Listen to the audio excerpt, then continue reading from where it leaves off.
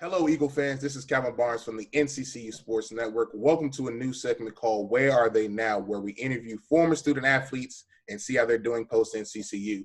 Joining me today from the basketball program is Patrick Cole. Pat tallied 981 points in his career to finish fourth in the Division I era at NCCU. In his senior campaign, he won MEAC Player of the Year, becoming the second player to win that award at that time. He also became the first Eagle in the Division I era to get a triple-double. This is only few of his many accomplishments here at NCCU. Pat, thanks for joining us today. No problem. Always a pleasure, man. So first things first, man, how's this whole quarantine life been treating you, man? It's been a shock. You go from being able to freely do what you want to, not being able to do what you want. You've been under wraps, having to wear a mask everywhere, and you can't go into certain stores without gloves and mask on, and you got to stand 6 feet from people. It's just been a shock, but been maintaining. We've been good, man, but it's just been a whole shock, going through a pandemic. For the people who may not know who you are, can you tell us just a little bit about yourself? Yeah, man, I'm Patrick Cole. I was born and raised in Newark, New Jersey. I graduated high school from Newark Central High. I went to Coppin State my freshman year of college. Sophomore year, I transferred to Siena College in upstate New York. And then, halfway through, I ended up down I-95 in North Carolina at North Carolina Central in Fayetteville Street. So that was pretty much my career from high school to college. And no doubt, man, it was a great career, great, seeing you out there on the court. But a lot of people want to know, what have you been up to since you graduated from NCCU? Since I've graduated, first I played basketball overseas. I did the professional thing for a year. My second year, I was going to try the G League, and I was in the G League draft. The Wizards actually signed off on my go ahead. They gave me the go ahead because at this time now you have to get an NBA team to sign you into the G League draft. You can't just enter no more freely. Mm-hmm. So I had the Wizards had their mind. I was in the draft, ended up didn't get drafted. So we were going into 2019 because the G League draft was in like the end of October. So I didn't get drafted, so I'm still home waiting, working out. And I'm hearing about a couple offers overseas, and it just wasn't the money that I was kind of seeing my first year. So I was like, you know what? I don't know. I'll wait. So we kept waiting. 2019 roll around. We get into about February, and I get a call from Coach Wallace, big Sheed Wallace. And, he called me, and I previously had a talk with Moulton about, getting into the coaching field, because I always knew I wanted to coach. Even when I'm done playing, it was always I wanted to get into coaching to try to help, the younger generation, excel further than I was able to. And he called, and it was like kind of like you go take the little bit of money or you go and start your career where in 10 years now you're looking at 10 years of coaching. Right? From 26 to 36, it's a lot of years, a lot of experience. And being with a guy of his caliber, that does numbers for your resume. The amount of people that you could get in contact with through him, and just having him, as a big brother to me. He's family now, do anything for me. I ask him for anything.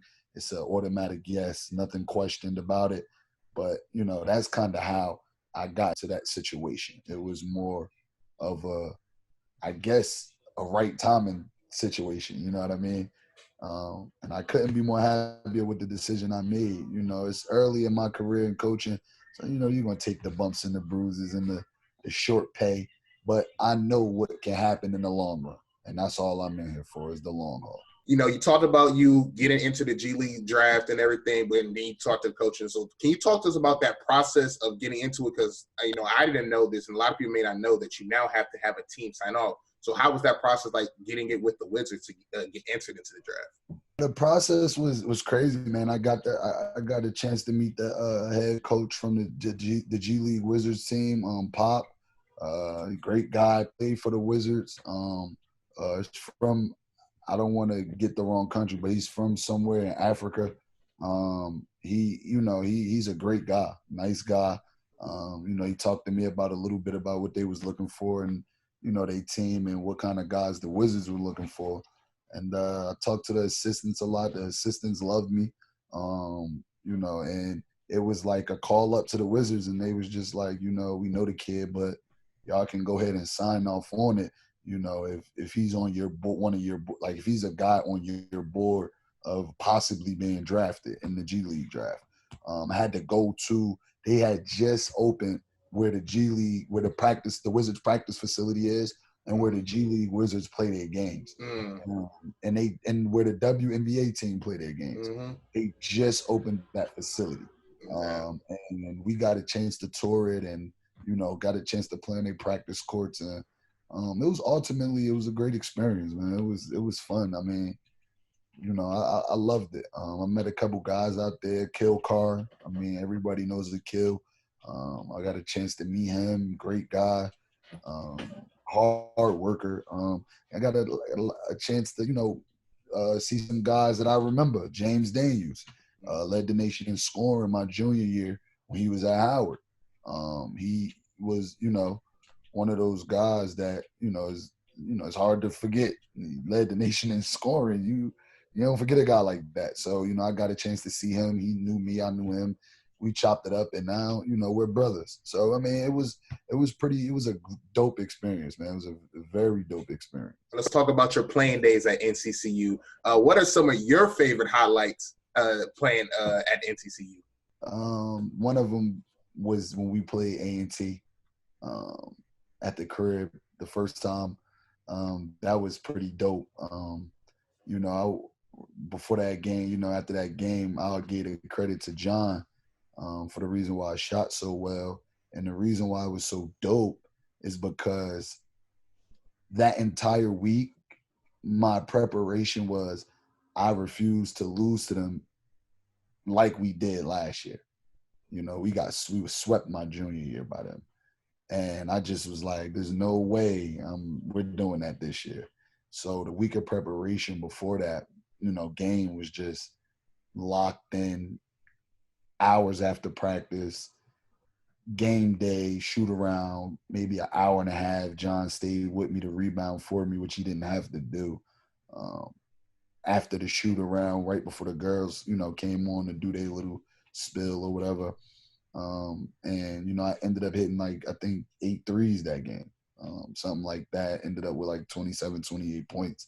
And that was probably, one of those big deals for me that Coach Moten always talked about, this game is going to reward you with the work that you put into it. You know what I mean? And it kind of you kind of saw, and I kind of saw that firsthand, all the hours after practice and to just go in a game and just to be hot like that. I mean, it was just a surreal, one of the surreal moments. I got another one a little earlier in the season when we played Dell State at Dell State.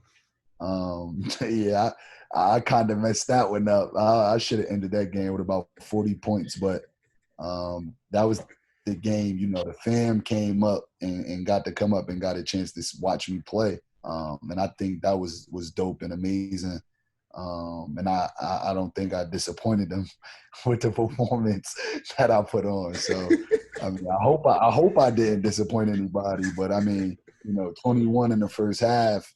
I don't know if you could disappoint someone with that.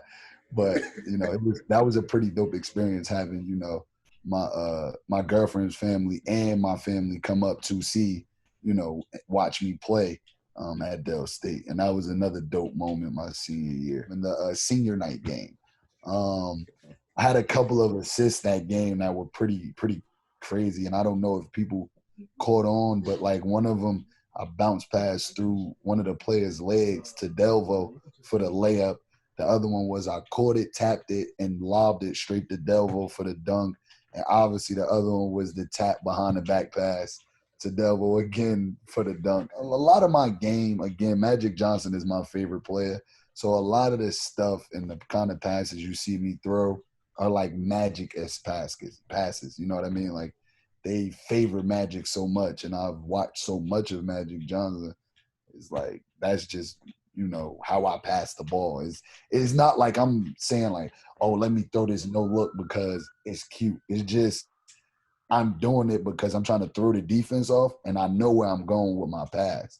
So it's like that's just kind of how I took Magic for, you know, not essentially doing it for the crowd, but his misdirection game was so crazy that he got guys to jump over here and he's throwing it over there. Talking about, you know, on the court stuff, you know, what were some of your favorite moments at NCCU off the court while you were there? It was just like a brotherhood my senior year. We were so tight that, you know, it was just like after every practice, before practice, walks to the calf, walks to weights, rides to weights at 5:45, 6 o'clock in the morning. Like it was just always, you know, that just camaraderie, that laughter, that joking around, that, you know, getting serious with each other. Like it's just that senior year was just everything combined into what you would want your 4 years of college to look like. So November 18, 2016, you play Jackson State, get your triple-double. Yeah, I was kind of thinking that. Yeah, talk to us, man. I know we kind of talked about it early and everything, but talk to some of the people who may not know about, you know, that game, you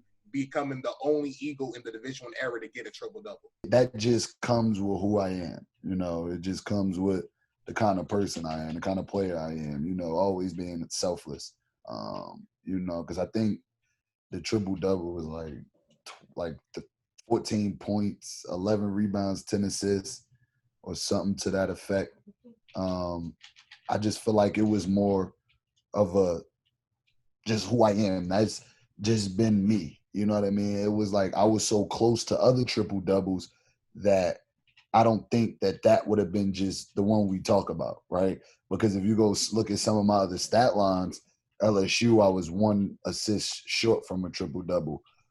Missouri, I think I was 2 away from a triple-double. There was other games where I was flirting with triple-doubles. So that just goes to, you know, back to what I was saying. That's just who I am as a basketball player. You know, it's Magic Johnson like, it's LeBron like, you know, get in the lane, kick, come off the screen, look to hit shooters, look to get lobs. You're not always the option. It just went to my game, man. You know, we interviewed you for our documentary Family that released earlier this year.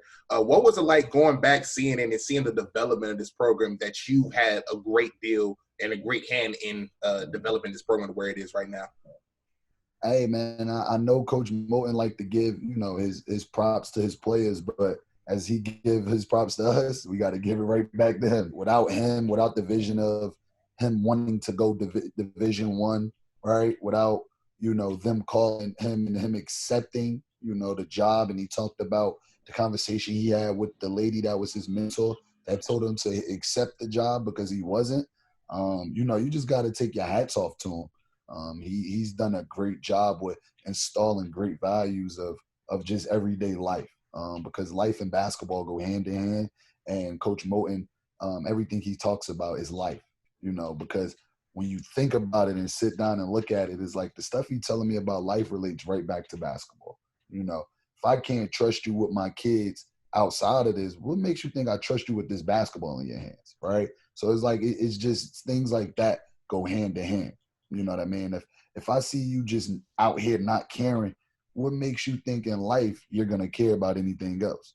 Like, this is just basketball we talking about. So if you can't care out here, you ain't going to be able to get out there and care. You know what I mean? So a lot of this stuff, he's never just basketball.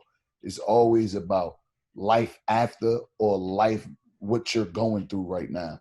And, you know, it's just always shaped and made everybody the player that they are.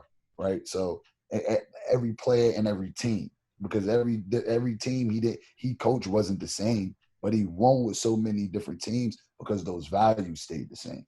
Right. No doubt. Like you said, he always teaches life lessons. He always talks more. You talked about that MEAC tournament run. If you want to hear more about that, go ahead, check out the documentary Family on our YouTube page and all our social media platforms. Shameless plug, by the way. But with you now being a coach at Jordan High School, and you already talked about some of the stuff that Coach Moten has said and taught you, you find yourself saying those exact same things to your players?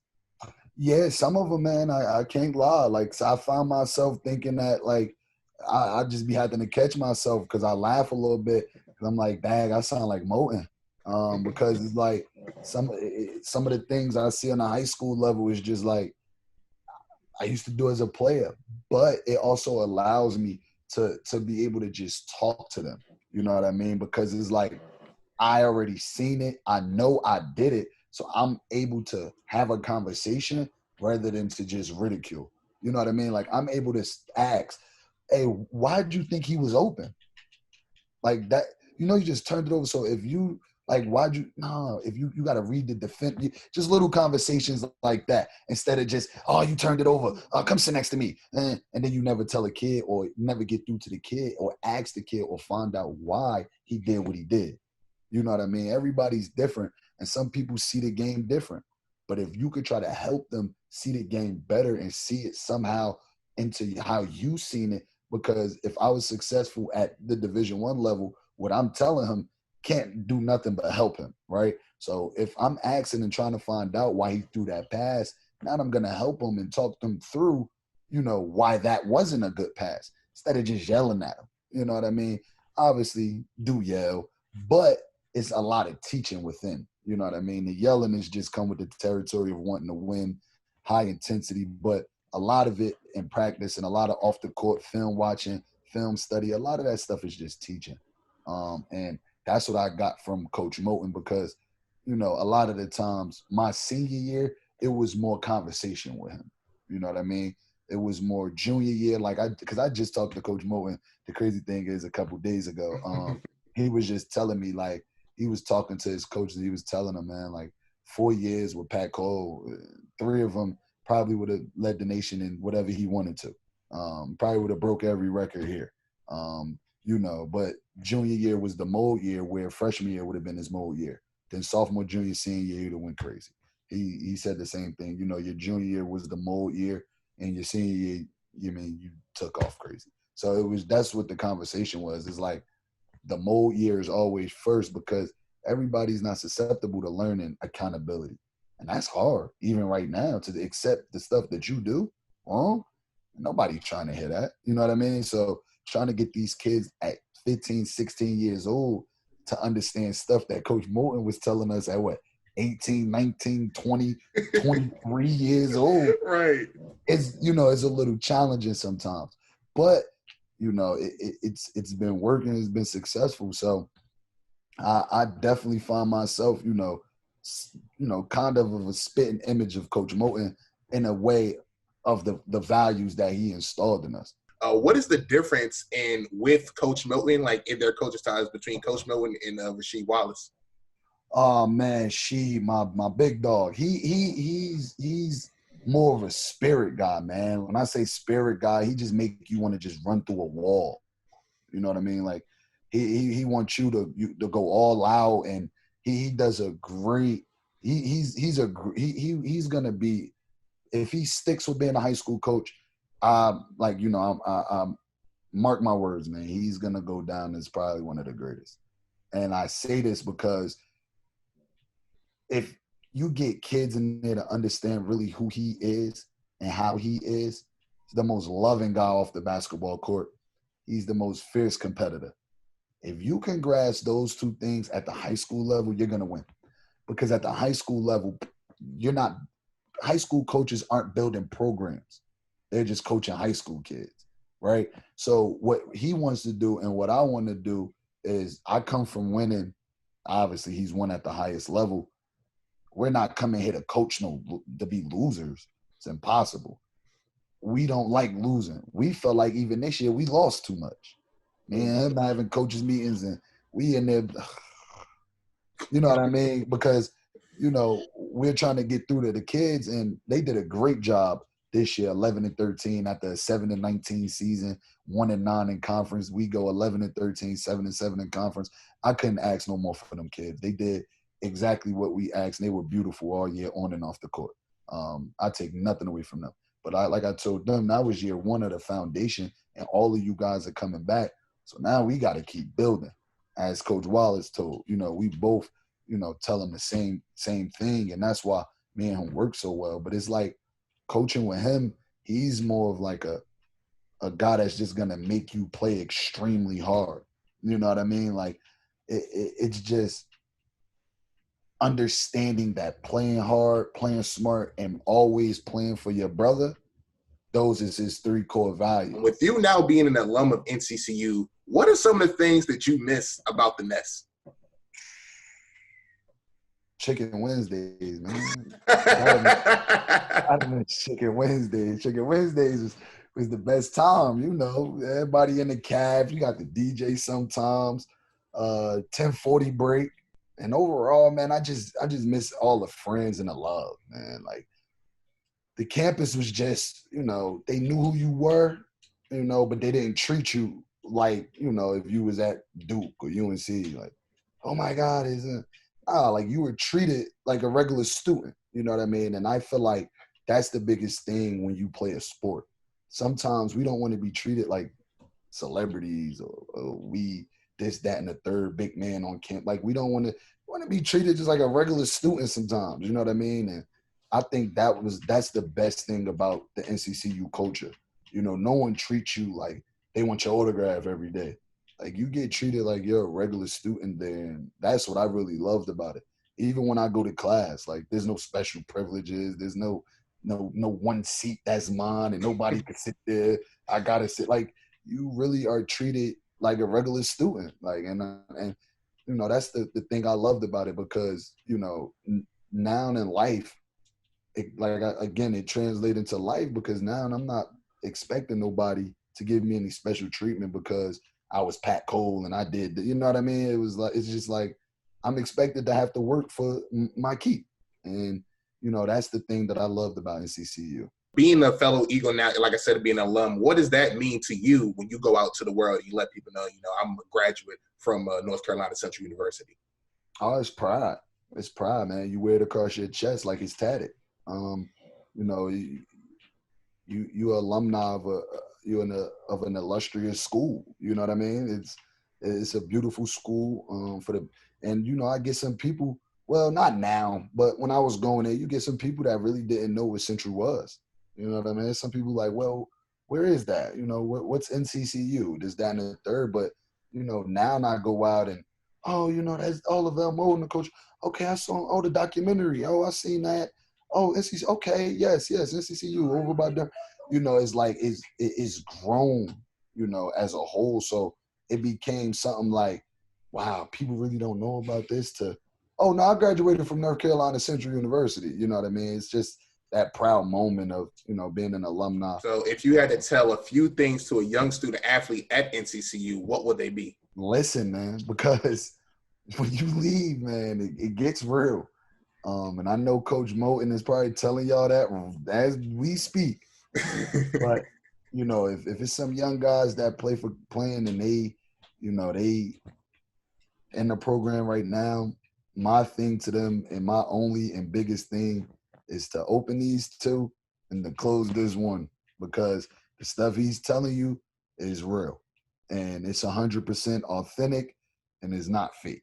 So you need to listen to him and don't let it go in one ear out the other. He tell you to do something, he tell you about something, correct it, fix it, and do what he say. Run through that wall, because at the end of the day, when you get out into this real world, it's no joke. So no doubt. Listening in all capitals would be what I would give a young person that's coming up in Central program right now. Again, you playing the point guard position, obviously, Jordan Perkins, he's now going to be a senior here. Mm-hmm. He's had a great career here. Every year he's been here, he's actually won the conference MEAC championship, except for this past year, but at least they won the regular season with the whole COVID situation. Talk to us about his game and how far has his development shown from his freshman year to now. Oh man, Perk, I was able to, to get in the gym with Perk a couple times, man, to work him out. Perk works extremely hard. He's a hard worker. When he gets in the gym, it's full throttle. It's no, as the kids, there's no chill button. Like he's full throttle, 100% every drill. He's a good point guard, man. He knows the game. He knows how to get his guys involved. Extremely unselfish. He just wants to win. He'd do anything. Sometimes Perk come off the bench and don't even start, but he'll end with 8 assists. You know what I mean? It's like he just has that. It ain't about, oh, when I get in the game, he don't want to start me today. I'm taking 15 shots. I don't care. You know what I mean? It's not that attitude. His attitude is he has a great attitude for basketball. You know, he's a point guard, and he reminds me a lot of Rondo. Has a lot of Rondo ways in him. He can get in the lane. You know, he plays with the ball a little bit, get in the lane. The other thing about it, he's left-handed. You know, so he throws people off. He's a left-handed pass-first point guard. It's tough to guard. You know what I mean? So, you know, Perk is great. I hope he's able this year to get that record, man. Like that would be big for him and his stamp on, you know, NC Central history. I think that's big that, you know, you're top 2 all time in assists at the school, especially, you know, doing it the way he did, not starting every game. You know what I mean? He comes off the bench. Sometimes he doesn't play big minutes. And I don't think people look at stuff like that. You know what I mean? If that kid started and played big minutes for 4 years, we might be talking about him breaking that record already. Mm-hmm. You know what I mean? So for the fact that he's there now and he's, you know, it's been up and down minutes and he's still finding a way to, that just goes to show you his game is so unselfish. Man, you know, as a point guard, I don't see how you would want any other, you know, the definition of a point guard. You know what I mean? He would be that. You know what I mean? So, you know, hats off to Perk, man. I'm praying he break that record next year. God willing. Yeah, man. Hopefully, you know, with everything going on, hopefully if he can able to break that record, that would be something amazing for not just NCCU, but just for his legacy there, man. But, you know, talking about NCCU, talk about that. I got a question about some of your teammates. If you're going with a 3v3 tournament and you had to pick 2 teammates that you play with at NCCU, who are your 2 teammates you're going with? Oh man, you're gonna have some of my teammates hitting me up after this. It will probably be Juan and Will. And the reason why I say Will is because Will ain't afraid. I've never seen a guy that just doesn't care. You know what I mean? And not in a bad way. Right. I'm saying like he just doesn't care who you are. Doesn't care if you're a point guard, you're a shooting guard, you lead the nation in scoring, you lead the nation in dunks. He does. You lead the nation in he doesn't care. You know what I mean? Like he's gonna defend you. He's gonna get out on the perimeter and guard you. And you know his favorite thing is I could guard guards. We could switch the ball screen. That's his favorite thing. And Coach Moten always that look, shut up, listen.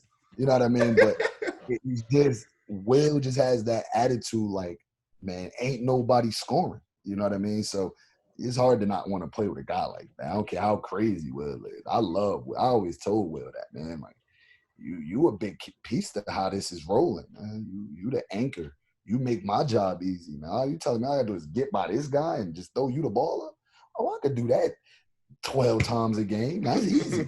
You know what I mean? So he made life easy for us. All seriousness. So I would have to go with Will and come on now, it's Juan. Yin Yang twins. Like it's Graf. I can't pick nobody other than Graf, man. You know, we kind of tore people apart. So it's like that's my road dog anyway, man. And you know, with this whole time in this quarantine, what's one thing that you learned about yourself during this time?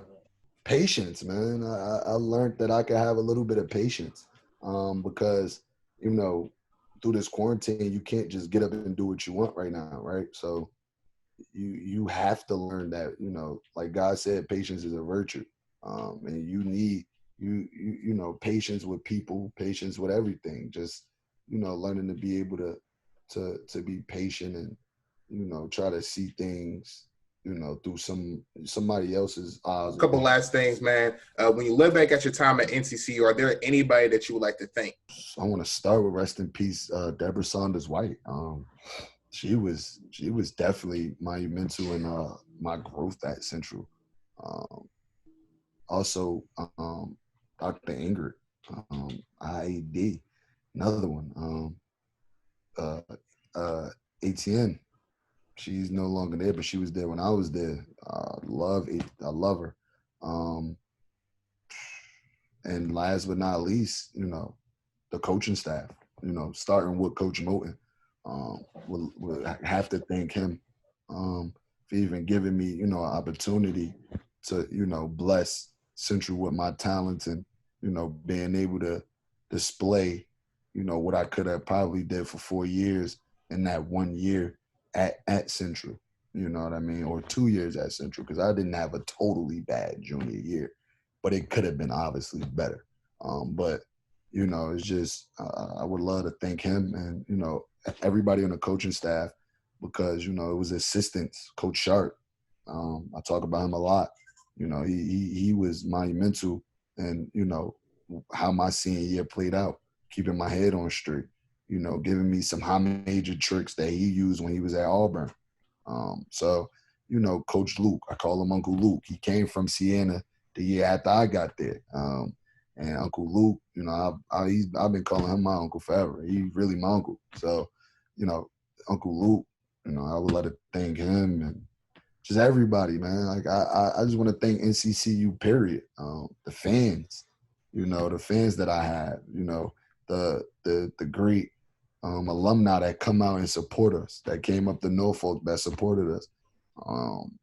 You guys that followed us. Cal, when we went to the tournament, he probably had a headache running around dealing with the media stuff. You know what I mean? I thank everybody. Honestly, I got to thank Tim. It was times, Tim that runs the gym janitorial stuff. I got to thank him because it was times that, he could have kicked me out the gym, but he didn't because he knew what I was in there doing. Wasn't in there fooling around. I was just trying to get better. You know what I mean? So, with me, it goes down to the smallest people.